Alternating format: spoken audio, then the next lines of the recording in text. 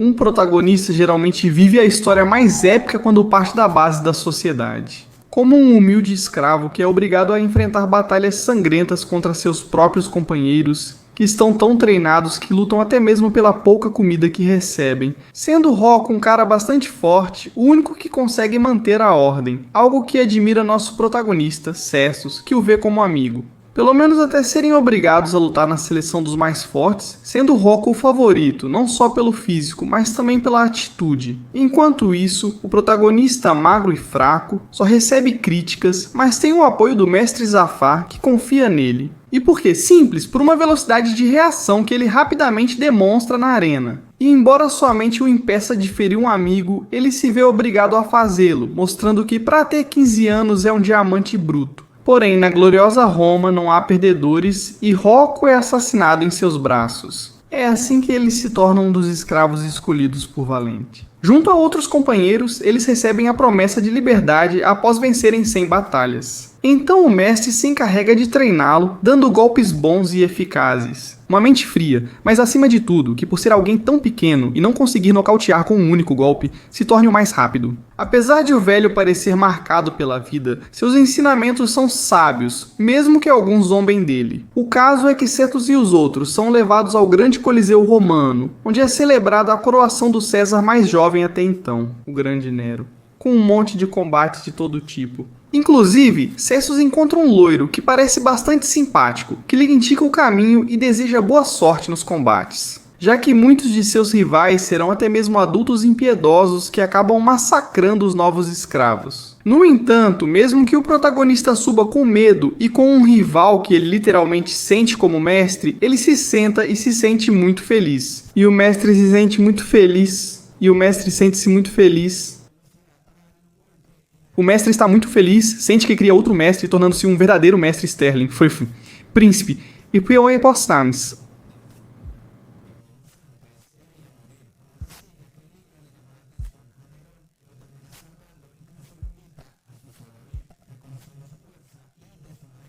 O qual a mãe lembra como uma velha lenda, que lutou até mesmo contra o guarda real de Métrio, que também tem seu filho como pupilo. E não é outro senão o loiro de antes chamado Ruska, uma fera em combate com uma brutalidade digna de seu pai. E que será uma amostra do nível que o Prota irá enfrentar. Assim, os dois são levados ao palácio para acompanhar Neron.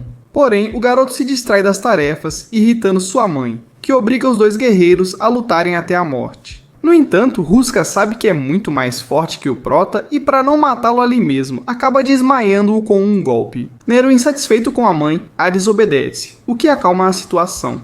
Por enquanto, César passa um tempo com o escravo Cestus. Enquanto Ruska é repreendido por seu pai, que não queria que ele fosse gentil, queria pelo menos que ele quebrasse as pernas do rival. Porém, o Prota também não se sai melhor, pois sofre abusos com Nerão e é vendido por diferentes doses durante um tempo. Duenho foi vítima das piores humilhações, acabando por fim com um gordo que leva ele e seu mestre até a Grande Pompeia, onde é vendido para um candidato às eleições, do lugar que está organizando seu próprio torneio de combates e tendo como organizador esse cara chamado Nazca, que lhes mostra sua área de treinamento com alguns colegas um pouco complicados, como Enden, um antipático que arruma confusão com todo mundo, mas só de ver seu jeito de treinar e sua força bruta, já sabemos que ele é muito forte.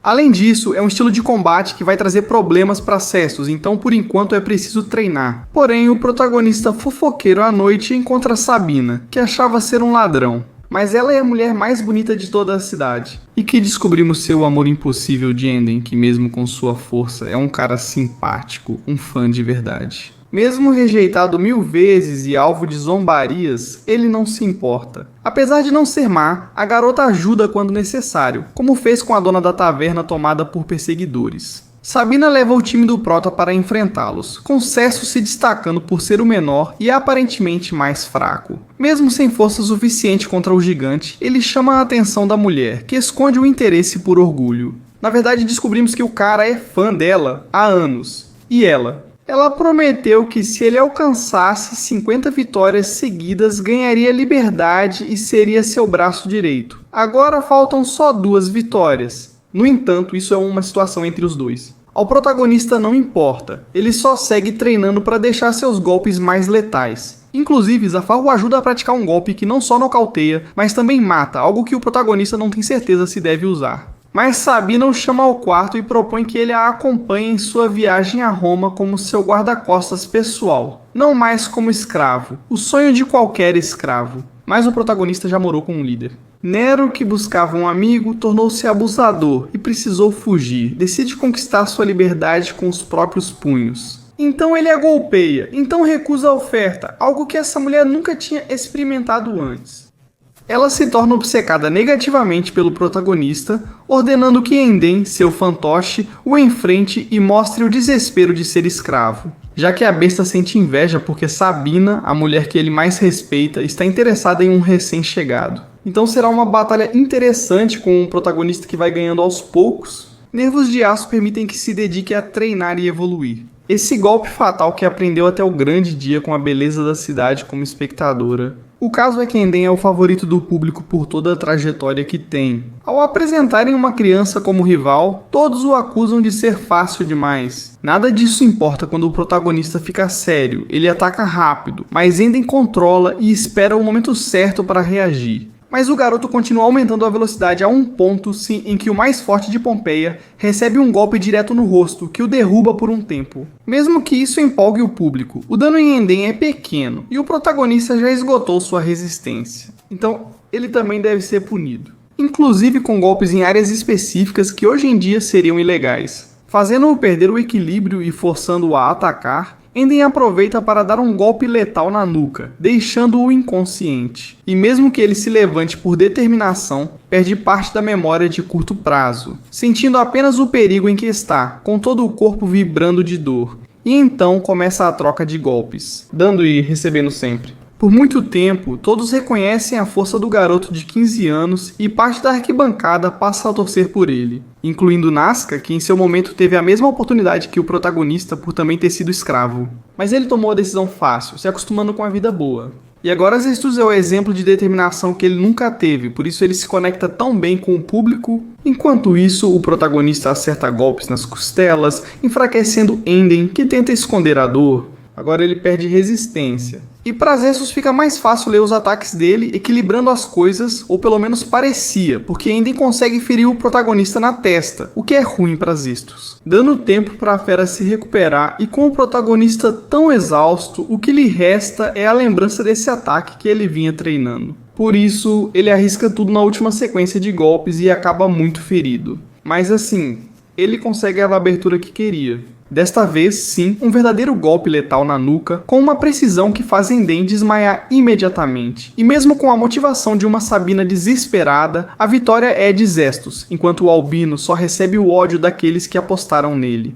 Claro, tudo isso do conforto das arquibancadas, porque eles não desceriam para lutar. Como a voz do protagonista não basta, Sabina realiza seu primeiro ato de bondade ao fã. Acalma as pessoas ao se despedir para sempre de Enden, que considera seu pior castigo. Enquanto o protagonista se recupera da grande batalha, o ataque na nuca de Enden lembra muito o do protagonista. E Zafar acaba descobrindo que a mesma pessoa que ensinou a ele treinou Enden, que é conhecido como Demócrito, um velho malvado que gosta de experimentar com diferentes lutadores e técnicas, uma informação valiosa para Zafar, que estava procurando por ele. Mesmo assim, Enden agora carrega menos peso e reconhece a força do protagonista no final. Assim como o povo de Pompeia, que foi conquistado facilmente por sua atitude e resistência, embora na verdade todos de Pompeia vão morrer em alguns anos. O protagonista precisa seguir em frente e durante um ano trabalhando em várias funções, aprimora seu condicionamento físico e técnicas. Um dia, dois homens aparentemente comuns surgem procurando guerreiros para os eventos do Grande Nero, algo em que o dono do protagonista o obriga a participar em uma espécie de eliminatórias. Nesses mini-coliseus, onde o espaço dificulta as lutas, no entanto, Zestus não tem muito problema contra os primeiros adversários. Ele vence praticamente na base do tapa, mas vai se tornando cada vez mais brutal, chegando a bater até em lutadores que já estão no chão.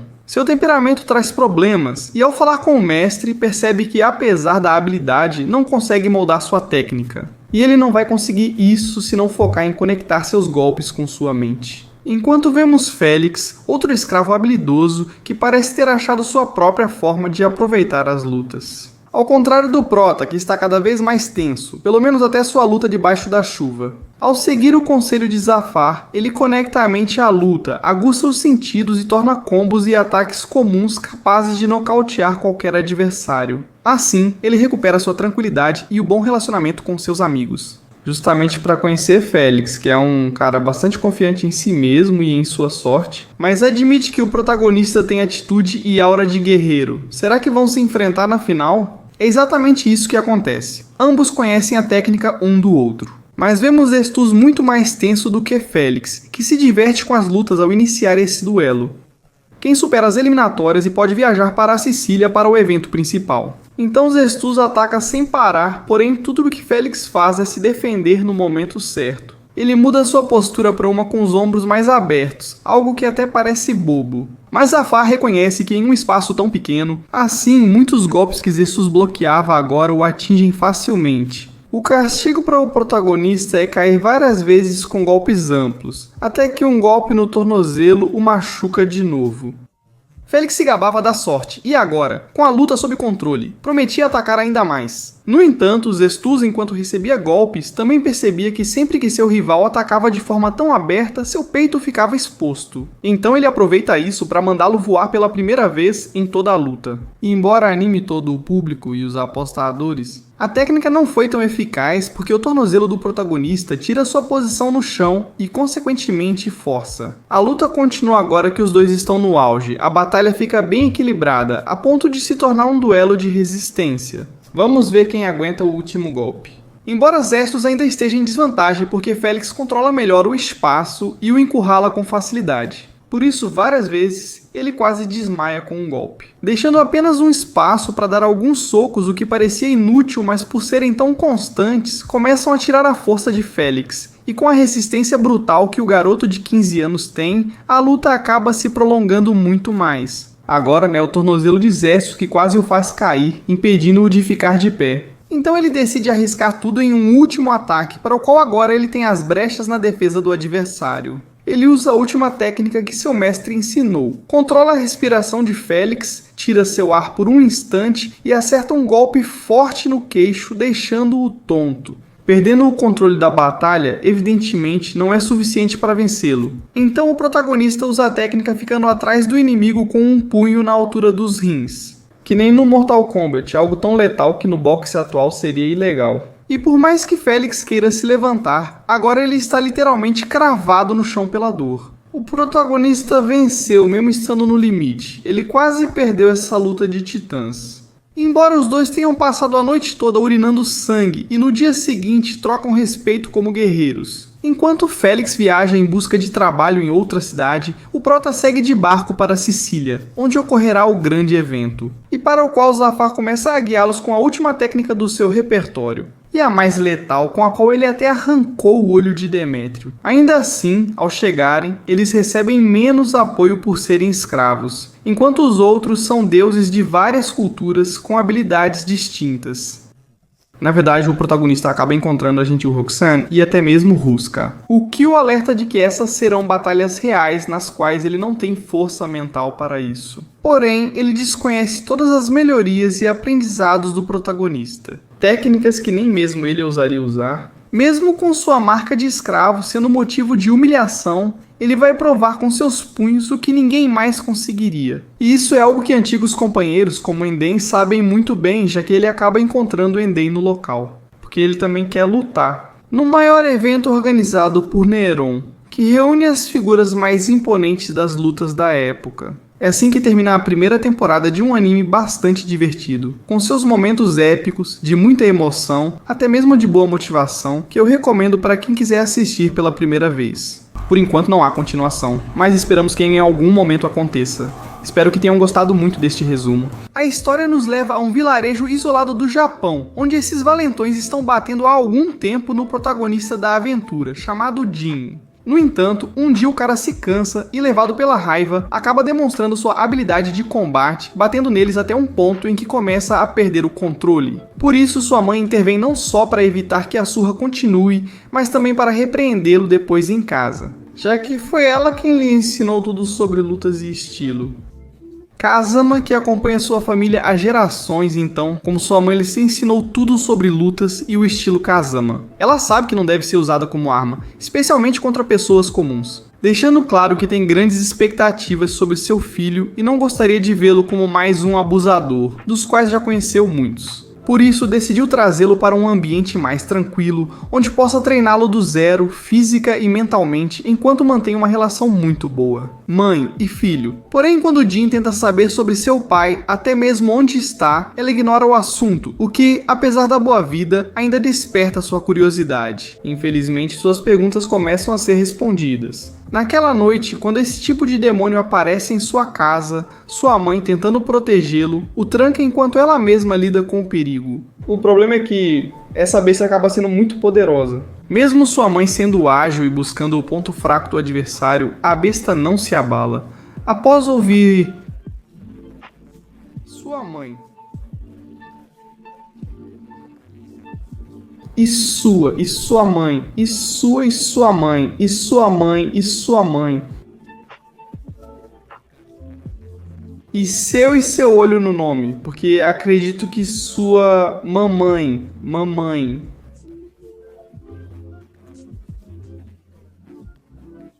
Em suas últimas palavras, ela lhe pediu que procurasse Heihachi Mishima, seu avô. Apesar de ser difícil, não apenas por ele ser milionário ou mal-humorado, mas porque, assim que Jin entra no quarto, encontra alguém muito conservador, que só valoriza sua família. Pela forma como eles lutam e onde Jin se mostra tão fraco, que Heihachi simplesmente o despreza e tenta expulsá-lo do lugar. Felizmente, Jin conta como sua mãe morreu nas mãos do demônio verde, e isso parece interessar ao avô, que já conhecia essa criatura. Então ele propõe treiná-lo para que aprenda o estilo Mishima, até que possa derrotar o que agora conheceremos como Ogre. Claro, com um treinamento intenso que o fará vivenciar a verdadeira arte da luta, esforçando-se diariamente. Na verdade, seu avô é tão rigoroso que muda tudo o que sua mãe ensinou, ignorando o controle da raiva e usando-a como arma para destruir seu rival. E já que não pôde defender sua mãe como um Kazama, pelo menos poderá vingá-la como um Mishima. Assim começam dias e dias de treinamento pesado, nos quais ele se torna cada vez mais reservado e desconfiado dos outros. Apenas seguindo as ordens de seu avô, que quer vê-lo transformado em um guerreiro, fortalecendo todo o seu corpo para que possa usar qualquer parte dele como arma. Após notar melhora, Heihachi decide levá-lo a um jantar de negócios, onde o líder dos Mishima vai receber esse talismã, relacionado de alguma forma com a... No entanto, o responsável por isso acaba impondo algumas condições, e Heihachi interpreta isso como traição, obrigando seu neto a acabar com ele, algo que ainda o faz hesitar, levando em conta o que sua mãe lhe ensinou. Por isso, se ele acabar cumprindo a ordem, seu avô lhe diz que essas dúvidas e esse pacifismo dos Kazama foram o que mataram sua mãe. E se ele quiser em algum momento vingar a mãe, ele deve eliminar tudo isso e permitir que o fogo dos Mishima, o mesmo no qual sua mãe foi envolvida, emerja dentro dele e o torne um verdadeiro membro da família. Algo que convence Jin a se entregar completamente ao treinamento, onde seu avô lhe ensina tudo o que sabe, mudando completamente seu estilo de combate, obviamente, com uma melhora incrível e com uma personalidade muito mais poderosa, embora de qualquer forma, continuando gentil com os outros. Na verdade, ele conhece um lutador de quem se torna amigo, chamado Horan, e essa pequena colega de classe chamada Link, que apesar do seu tamanho, é apaixonada por lutas. No fim, essa mudança fica clara e ele rompe de vez a bolha onde a mãe o manteve por tanto tempo. E chega o momento de provar isso em um confronto contra seu avô, que havia dito que a única forma de terminar seu treinamento era vencendo-o. Então o cara sobe no ringue e ele começa uma luta bem equilibrada. Mesmo assim, no começo o avô leva vantagem. Porém, essa confiança e arrogância deixam o protagonista tranquilo. E em alguns momentos, Heihachi dá alguns passos em falso, com os quais o protagonista consegue acertar alguns golpes que acabam fazendo o velho recuar, e que são suficientes para que ele possa sair pela primeira vez como um vencedor. Isso deixa seu avô feliz, que aproveita para reativar o torneio Tekken, uma competição que reúne grandes lutadores de todas as partes do mundo para mostrar quem é o verdadeiro número 1. E isso também serve para atrair a atenção de Ogro, já que ele descobre que as vítimas dessa besta sempre foram grandes lutadores. Entre eles, além de sua mãe, também pode estar seu pai, sobre quem ele ainda não sabe nada.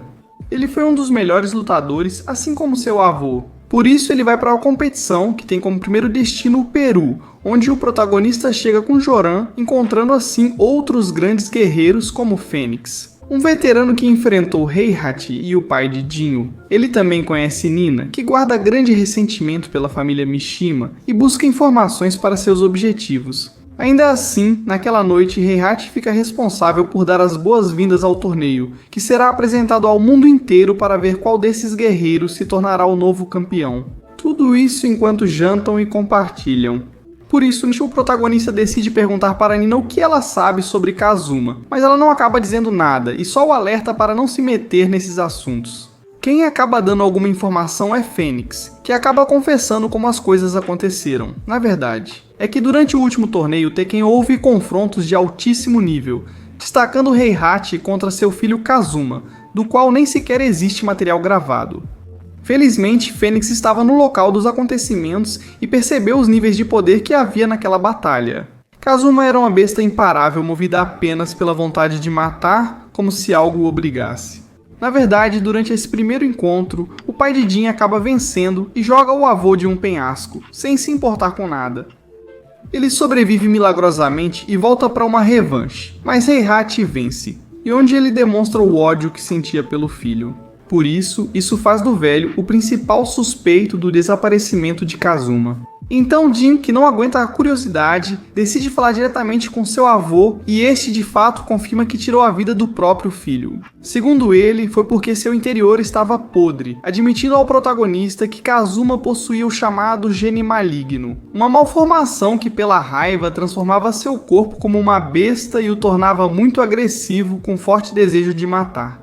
Então, segundo o avô, não teve outra escolha a não ser acabar com ele, confessando que esse gene é o que atrai o ogro em busca de poder. Então, provavelmente Jin também tem isso, e essa é a razão pela qual naquele dia, quando lutou contra os valentões, acabou servindo de isca, algo que o leva diretamente a se culpar pelo que aconteceu com a mãe dele. No entanto, o avô dele diz para ele usar esse sacrifício pelo menos para vingar a mãe dele. Assim percebemos que Heihachi não tem boas intenções, pois só quer que o neto perca o controle como fez com o filho, apenas para chamar a atenção do ogro. Mas enfim, a personalidade do velho não é novidade, já que até a maioria dos participantes do torneio o odeia por algum motivo. Na verdade, o primeiro rival do protagonista tem tanta raiva dos Mishima que transforma a primeira luta em uma verdadeira odisseia para Jin.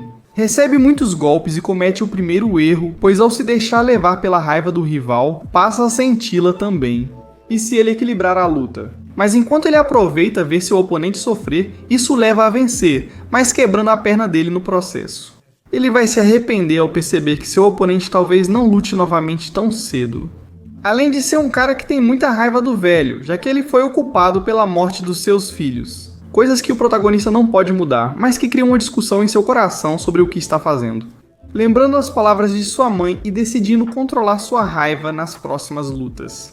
Enquanto sua amiga Lin, que também participa do torneio, surpreende ao derrotar Nina, uma das favoritas. E vemos algumas outras lutas, onde quem mais se destaca é o lutador conhecido como King, que já tem bastante experiência e começa a subir no ranking. Chega a próxima luta de Jin contra seu amigo Horan, que também avançou. Então veremos quem leva a final em uma luta bem melhor para Jin. Apesar do grande desafio, ele está aproveitando usando técnicas da mãe e do avô. E no fim, sem dificuldade, ele vence Oran. Sem deixar que a raiva nem o gene sequer apareça, por isso enche de raiva seu avô. Mas enfim, o protagonista avança para a final, enquanto Lin deve enfrentar o próprio King, com quem faz uma luta nada ruim.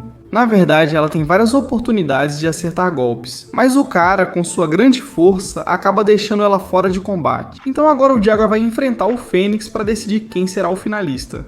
E é aí que Jin decide ficar ainda mais atento aos dois lutadores e ao estilo de luta deles, onde Heihachi confessa ao seu neto que o King que está lutando naquele momento não é o verdadeiro e sim o seu discípulo. Já que a lenda morreu pelas mãos de Ogre, agora eles têm algo em comum.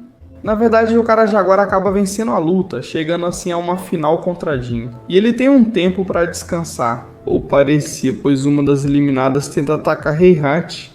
Então o protagonista intervém, descobrindo que o talismã que o velho tem foi tirado de sua mãe, que o mantinha em segurança. Mas além disso, e sendo outro dos segredinhos do velho, ele descobre que na verdade seu avô foi quem libertou o ogro em primeiro lugar. Então, por essa mesma razão, ele precisava do talismã para poder estudá-lo e descobrir sua relação com o gene maligno, sem medir as consequências pelas vidas que foram perdidas, entre elas a mãe de Jin.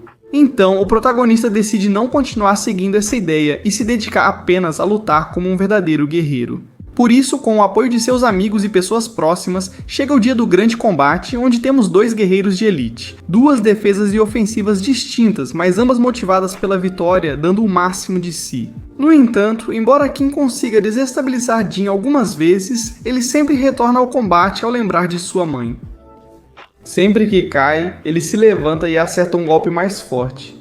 Com o tempo, isso lhe garante uma vitória direta, porém limpa, sobre o Jaguar, o que não agrada seu avô. Ao ver que o gene maligno não é ativado, ele decide quebrar as regras e marcar uma última luta contra Jin, na qual está muito desequilibrado, levando em conta o estado do protagonista. Seu avô começa ganhando e humilhando. O fato de seu neto ainda usar técnicas de sua mãe começa a deixar Jin com muita raiva, algo que não é nada bom para ele.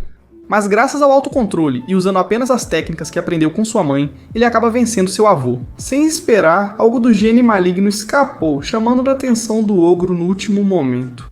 E aparece o rival que ele tanto queria, e só de vê-lo, aquilo que ele tanto evitou, o gene maligno é ativado. Perdendo o controle, o protagonista inicia uma luta insana, com pouca técnica. Algo que deixa o avô feliz, que não permite que ninguém intervenha. O que ele não esperava é que o prota ainda lembra bem dos ensinamentos dos Mishima e de tudo que viu com a mãe. Por isso ele consegue manter a razão, vencendo-o em uma sequência bastante épica. No entanto, ainda não acabou, já que o ogro tem uma segunda fase em que se mostra como um verdadeiro demônio. Por isso, seus amigos intervêm para salvar Jin, contando com o apoio de todos. Com suas últimas forças, seus ataques ficam mais precisos e poderosos, a ponto de acabar completamente com o rival. Isso sim, quase entrando no estado possuído de seu pai. Mas quando pensavam que tudo iria ficar bem, o avô reaparece dizendo que seu neto já é uma fera e que ele mesmo deve cuidar disso. Atirou nas costas de Jin, quase o matando.